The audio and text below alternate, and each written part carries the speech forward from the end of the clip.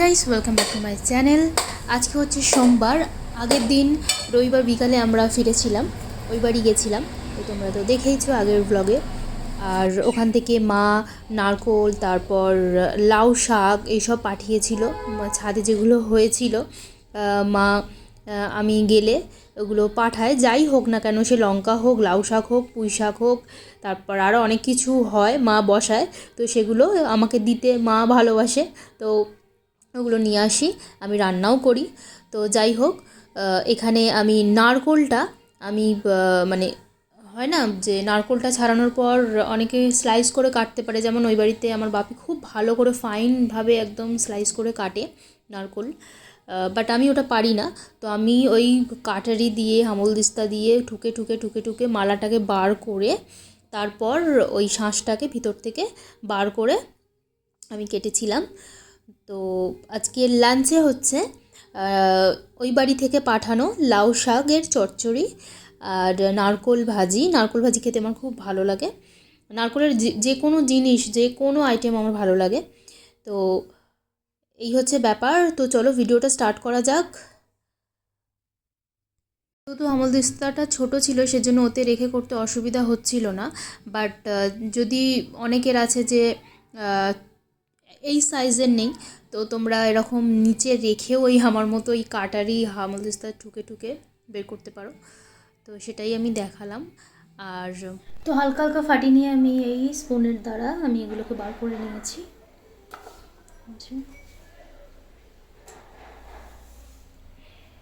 তো চলো ফটাফট লাঞ্চটা বানিয়ে নিই। এদিকে নারকোল ভাজিটা বসিয়ে দিয়েছি, ওদিকে লাউ শাকটা করে নেব, তারপর আরও দু একটা রান্না আছে সেগুলো করে তারপর আমি নারকোল নাড়ু বানাবো, সেটা একটু বিকালের দিকে। তো সেটা আজকে বাবির ইন্টারভিউ আছে একটা, তো সেজন্য ওকে তাড়াতাড়ি লাঞ্চটা বানিয়ে দিয়ে দিচ্ছি। আর ও একদম মাছ ফাছ খেতে পছন্দ করে না, তো ওর জন্য ডবল ডিমের অমলেটটা করে দিচ্ছি। আর এদিকে মাছটাও ধুয়ে দেয়, নুন হলুদ মাখানো হয়ে গেছে, কড়াইও গরম হয়ে গেছে, তেল দিয়েই দিয়েছিলাম আগে। তো চলো ফটাফট মাছটা ভেজে নিয়ে তারপর আমি রান্নাটা করে নিই। এর লাঞ্চে আছে হচ্ছে লাউ শাকের চচ্চড়ি, নারকোল ভাজি, আট ট্যাংরা মাছের তরকারি আর শুক্তো।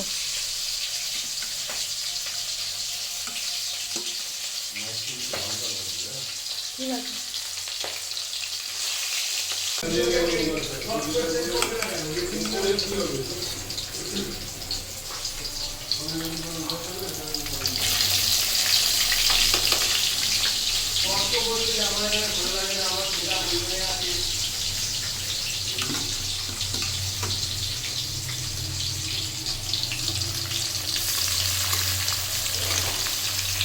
এদিকে শুক্তোর সবজি সবজাও কাটা হয়ে গেছে, এদিকে মাছটাও ভাজা হয়ে গেছে। আর এই দুটো বড় বড় লঙ্কাগুলো মাই পাঠিয়েছে, বলছে দুজনে দুটো কামড় দিয়ে খাবি। আর অ্যাকচুয়ালি আচারি লঙ্কা, এগুলো দিয়ে আচার তৈরি হয়, তো মা দুটো পাঠিয়েছে।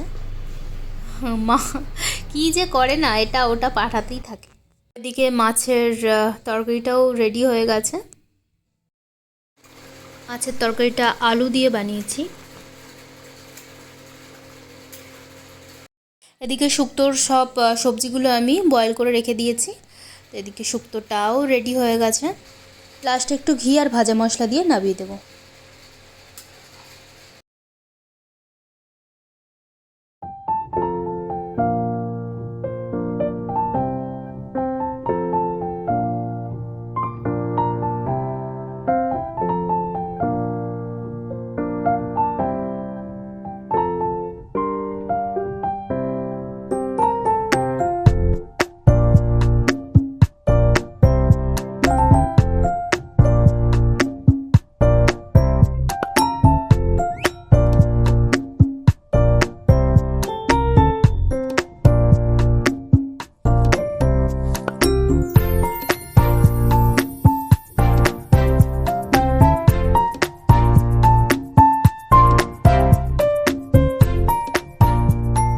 এখন বাজে বিকাল 4টে। আমি সব নারকেলগুলোকে ভেঙে নিয়েছি, এখানে জলও বার করে নিয়েছি। আর এই জলটাকে ছেঁকে আমি আদিকে খাওয়াবো। জানি না ও খাবে কিনা, কারণ নারকেলের জলও খেতে চায় না। ডাবের জল হলে ঠিক আছে, বাট দেখি ও খায় কিনা। আর মিষ্টি আছে কতটা, আগের মতো দেখতে হবে।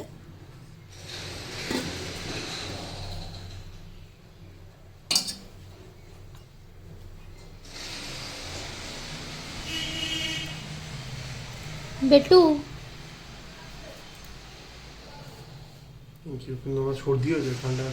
অল্প খাওয়ালে মিষ্টি পুরোটা খাবি?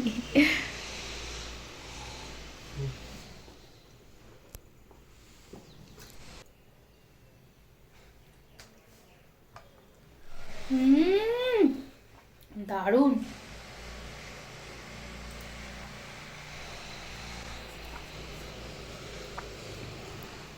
যেন মনে হচ্ছে ডাবের জল খাচ্ছি, শাঁসটা রয়েছে, আর সে একদম মিষ্টি ডাবের জল খাচ্ছি মনে হচ্ছে না। জন্য যাই নাড়ু বানাতে। খাবি তো নাড়ু? খায়গা নাড়ু? চার্জ শেষ হয়ে গেছে, আপাতত রাখি, আবার পরে ভিডিও করব। চলো ফটাফট নারকোলটাও কুড়ে নিই। তো এই যে নারকোল কোড়াও হয়ে গেছে। হাট এরকম আবার হয় নাকি? তো চলো সত্যি সত্যি নারকোলটা কুড়ে নিই, ওইগুলো রিলসেই ভালো লাগে।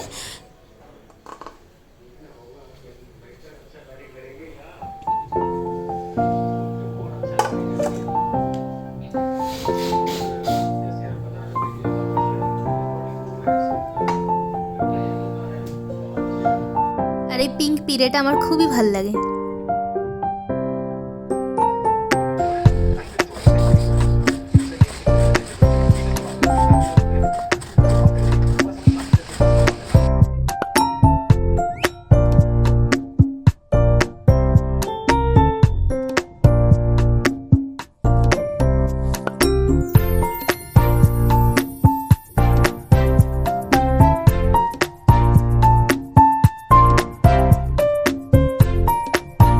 যেহেতু লক্ষ্মী পুজো করি, তারপর আমাদের ওই বাড়িতেও বরাবর পুজো হয়ে আসছে।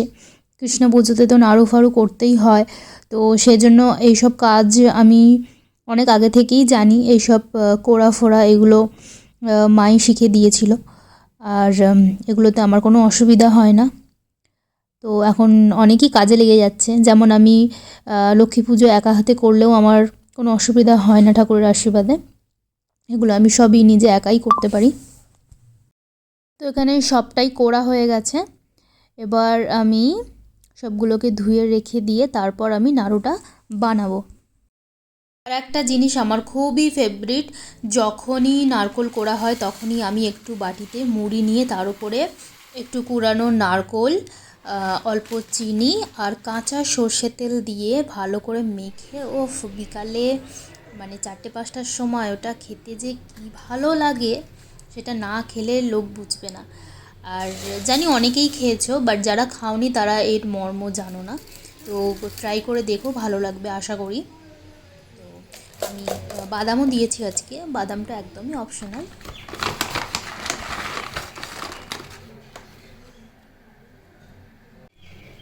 তো চলো আগে আমি এটাকে খাবো মন ভরে, তারপর আমি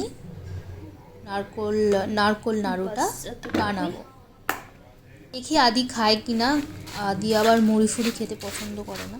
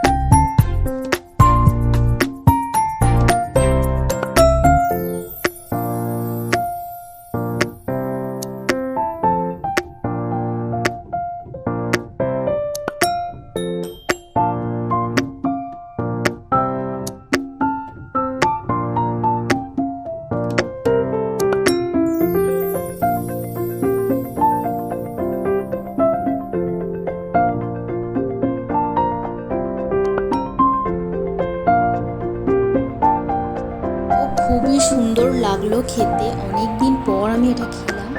ওই বাড়িতে তো বরাবরই গাছ ছিল, নারকোল গাছ। তো যখনই পাড়া হতো, নারকোল কোড়া হতো, তখনই মা মুড়ি দিয়ে একটু মেখে দিত বিকালের দিকে, চিনি দিয়ে, মুড়ি দিয়ে, নারকোল কুড়ি দিয়ে। তো খুবই ভালো লাগতো খেতে। তো ওটা আজকে অনেক দিন পর এটা আবার খেলাম। তো ছোটোবেলাকার কথা মনে পড়ে গেল। তো দিদিকে ফোন করব সন্ধেবেলা, যে জানিস অনেক দিন পর ওটা আবার খেলাম। তো যাই হোক, এখানে আমি এবার নাড়ুটা বানিয়ে নেব। তার জন্য চিনি নিয়ে নিয়েছি আর অল্প পরিমাণে জল দিয়ে দিলাম। এটা ভালো করে একটু ফুটে এলে, একটু গাঢ় গাঢ় হয়ে এলে তারপর আমি নারকোলটা দেব। কারণ হচ্ছে বাপি একটা নাড়ু বানায়, সেটা হচ্ছে সাদা নাড়ু। তো ওরকম আমি কোনোদিনও বানাতে পারিনি। আমি আবারও চেষ্টা করছি, যদি না হয় তাহলে বেশি পাক দিতে হবে। আর বেশি পাক দিতে গেলেই লালচে ব্যাপারটা চলে আসে, ওটা আমার ভালো লাগে না, বাট টেস্ট হয়। তো চলো করতে পারি নাকি দেখি। বাপি তো একদম সাদা কালারটা রেখে দেয়, বাট বেশিক্ষণ ফ্রাই করলে তো আমার তো লাল হয়ে যায়। বাট বাপি কীভাবে সাদাটা রেখে দেয় ধরে, সেটা আমি জানি না। তো দেখা যাক ফাইনালি রেজাল্টটা কি আসে। তো এরপর এর মধ্যে আমি সবটা পুরানো নারকোল দিয়ে দিলাম। এরপর ভালো করে নেড়ে চেড়ে এর ওপরে একটা জিনিস দেব, সেটা হচ্ছে কর্পূর।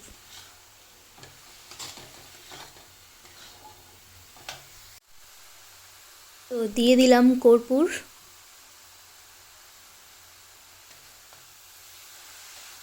এরপর ভালো করে নেড়ে চেড়ে আমি নামিয়ে দেব। তো এটা হয়ে গেছে, আমি এবার একটা থালাতে ঢেলে নিচ্ছি।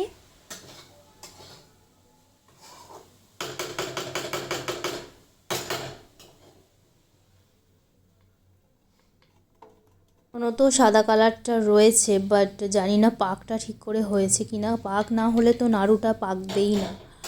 তো জানি না কি হবে, দেখা যাক।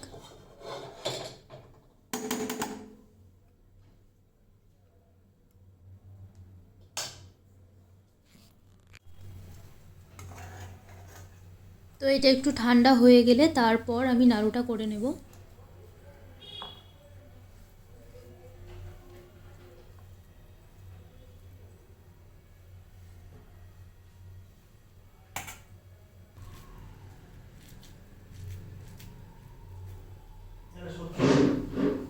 অফিসে কাজ করতে করতে এমন হয়ে যায় না, অফিসে যখন কেউ চলে যায় কষ্ট হয়, একটা ফ্যামিলির মতন হয়ে যাবে না, কষ্ট হয়।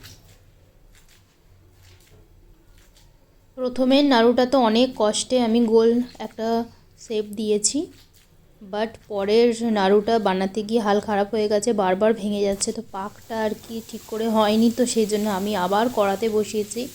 একটু ভালো করে পাকটা দিয়ে নিচ্ছি, তারপর বানাবো। তো বানাতে পারলাম না বাপির মতো, তো বাপির হাতেই খেতে হবে। আর না হলে সামনে দাঁড়িয়ে দেখে নিতে হবে কিভাবে বানায়, যাতে সাদা কালারটাও থাকে আর পাকটাও ঠিক করে হয়। তো এখানে আরেকটু পাক দিয়ে তারপর আমি ঠান্ডা করে নিচ্ছি, তারপর আমি নাড়ুগুলোকে বানিয়ে নেব। এইবার হয়েছে। চলো এবার ভালো করে তাড়াতাড়ি করে বানিয়ে নিই। আর বানিয়ে রাখতে রাখতে জানি না থাকবে কি না, ইঁদুরটা এসে খালি তুলে খেয়ে নেবে আমি জানি। তো যাই হোক, ভিডিওটা ভালো লেগে থাকলে লাইক কমেন্ট সাবস্ক্রাইব করতে ভুলো না। সবাই ভালো থেকো, সুস্থ থেকো, সাবধানে থেকো এবং সকলকে ভালো রেখো। সবাইকে টাটা, গুড নাইট। দেখা হচ্ছে আবার একটা নেক্সট ব্লগে।